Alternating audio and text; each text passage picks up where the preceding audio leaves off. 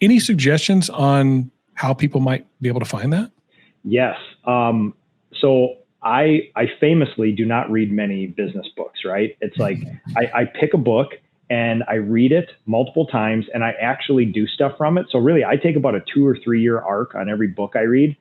Grit was the last book I read by Angela Duckworth, and her whole treatise, and she's a social scientist. So this isn't a woo-woo book. This is like science and data, and which I'm a big fan of. And basically her thesis was you need to expose yourself rapidly to as many passions as you can. The second you find something that you like, you exploit it, and then you do intentional practice, which is you do it over and over and over again with feedback, and you intentionally give yourself reach goals. And then when you find something you like and you can improve on, and that increases your passion, then you stick with it a long time, and that's how you come up with an outlier. So my strategy for my kids is to expose them to as many passions as possible, because I don't know, it might be painting, but it might be guitar. So we're also doing that. So rapid cycling through passions. And the second that you like something, you have to do the intentional practice part. If you just, I think her thesis was too, that what I took away was if you wait around for lightning to strike you with your passion, you're doing it wrong. You need to get out there every day and just go wild and try stuff. Yeah, that explains a lot about me. Like everything I've ever done, like I'm uber passionate about it. My wife will actually comment on it. There's either all or nothing for me. Oh, yep. Once I decide I'm going to do something, I'm all in. My problem has been that while it was a passion at that point, once I kind of mastered it and had proven whatever I needed to prove in it, I lost interest. It was like for example, with sales for me, I was still improving on that thing and getting, little bits here. But at a point in my life for 15 of my years, it was like 100% all I did, 100% focus. I mean, time I wake up till I go to bed, studying, reading, practicing, and perfecting and mastering to be the best at what I did. And that then translated into the next thing, like teaching people how to sell. Mm-hmm. And then translated into the next thing, which offered me some leadership opportunity, which I got really passionate about and like dug into that for many years and started teaching people about that. And that seems to be my pattern. Like I try to go gain these passions and these skills and then try to help impart them to others in a way they can do it faster. And so that's the whole coaching thing, right? So I just took too long. Maybe that was the thing. I took too long at each one. Hear you. It's like a 4 or 5 year cycle. And then I'd be like, okay, I'm bored with this. We accomplished everything we said we were going to do. All right, what's the next thing?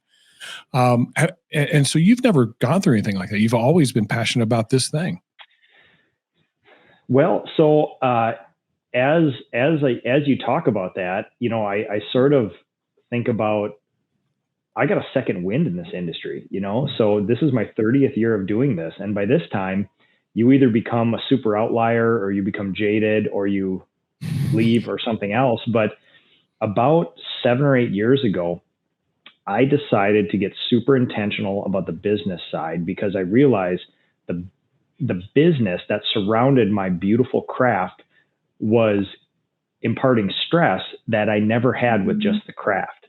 And it was because I was just an unprofessional business owner. Like I didn't really know what I was doing. I was just doing stuff and doing more stuff, more people, more vans, more everything else. And I soon realized that as thoughtful as I was with the craft and the science of coatings, I needed to do that with people and with my business too. So I got this crazy second wind that I'm still riding up the transition curve as I learn to be a manager and a leader. And it's like, I don't want to say reinvigorated because I never want to give people the inkling that I lost interest in this. My passion was always high. If I could just paint the rest of my life, I would be perfectly happy until I found out about leadership, management, and entrepreneurship. And now it's like, now I want to do both. And it's giving me this whole nother set of challenges where with painting, it is solvable, right? There is just an end to the questions. You can be curious about new stuff, but the questions just stop everyone. There's not any big lanes, unexplored areas. But with leadership and management and the inspiration of others, I don't feel that ever gets solved. I feel you constantly keep moving through that. And that excites me. Yeah, same for me. So 7 years ago, things changed where you went, okay, I've kind of perfected the painting part. Like I got that down pretty well. Now I want to perfect the business part. And it seems like leadership was the area that you went, that's where I'm going to dive in, or was it all aspects of the business? Yeah. So again, with no intention and hopeful optimism, I grew a business. And to a dum-dum, growing a business is get some more brushes, get some more people, get some more vans, and let's rock and roll, right? And then soon, that soup that you make, the gathering and the conglomeration of all those parts creates things for you to deal with as a manager and a leader. The interpersonal relationships, the interplay between them and your clients, and things like that. So then it kind of forced me to be like, oh, I guess maybe being a business owner isn't just having a bunch of vans and people. Maybe there's a whole bunch of stuff that is like the connective tissue between that all. And I was forced to reckon with all the major hurdles and hero's journeys that business owners go through with that as they just came up in real time in my business. If you had a chance to go back and do it all over again, would you do anything different? 100%. Yeah. So I didn't have job costing, a standard operating procedure, a job budget, anything for the first 1 to 3 years of really aggressively growing the business. It was just cowboy style, right? It was just grab a bunch of stuff, do a bunch of stuff. I'm sure this will all work out just great, right? And so now, I mean, it gives me shivers to think back before there was a job budget and job costing. But now I would go back, and from day one, I would build all that first and then hire my first employee. But that, I mean, hindsight's always 2020, right? It's what we're trying to get across to people. We got to get that foundation down first so that we can then operate well. That's pretty cool that you followed that path, like and actually had the realization of it. Like, man, if I could go back and do that over again, I'd do these things first. So, what are we passionate about today? What's the big thing that you're working on today?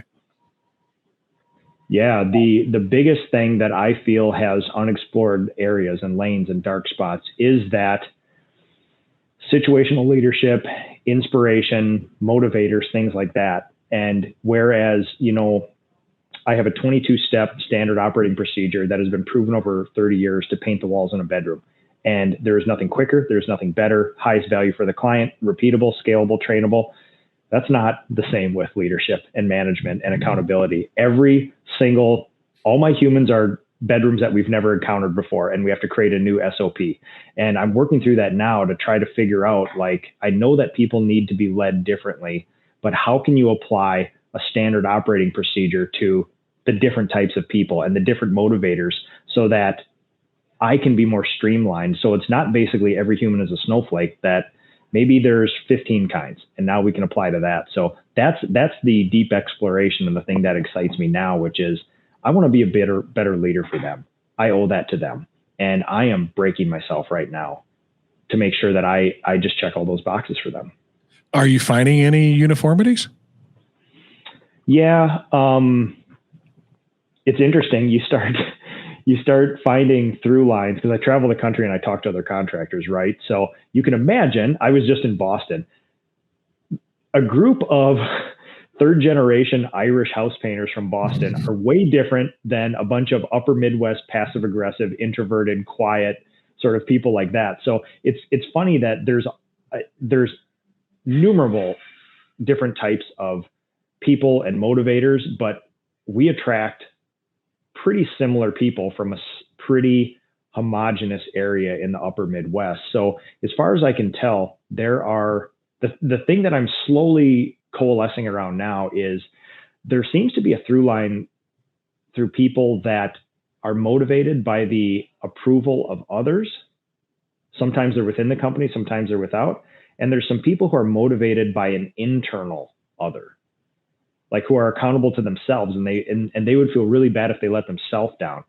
And then the wrinkle on top of that is maybe some people have a proportion of both. And which motivational lever do you then pull to make sure that they are the most happy and you get the best performance out of them? So that's the machinations now. That first off, that's real. That's an accurate assessment. There's far less of a group B than there is group A. I think most human beings are looking for recognition. Yeah. acceptance, community, that type of thing. And that's their motivating driving force.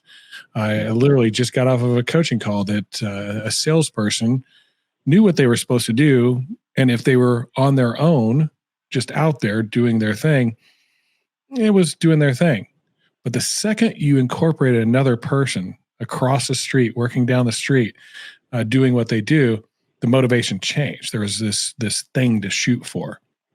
And so I think it's actually pretty insightful of you to kind of figure out that there's this internal, like self-driven type of person. And then there's the person that gets it from more recognition and acceptance and those type of things. Um, has that been your experience? There's far less of one than the other? Yes, it's really interesting that my people are breaking down into teams like that, even by job position, which is really interesting to see. And then, like you just mentioned, the next layer of that is, in the human soup that we're creating in this business, all the parts are delicious on their own. And when you put some of them together, they're not bad, but they're different. And then you're like, oh, that's interesting. Didn't see that coming. And things change. The squishy, soft, irrational parts of us, the motivators, the happiness, the things like that change based on the combination of humans you put together, which is, and some of that combination makes it's like a 1 + 1 = 3, which is cool too. But it's just so interesting. I was not prepared for this in college, right? Like this would have been a helpful course. And it was not existent. Yeah, I think the only thing that comes close to it is probably psychology a little bit. Yeah. But I heard you with the 2 minors in accounting and that kind of stuff. So probably not on the track you were on. Right? The opposite of psychology. Yeah, exactly.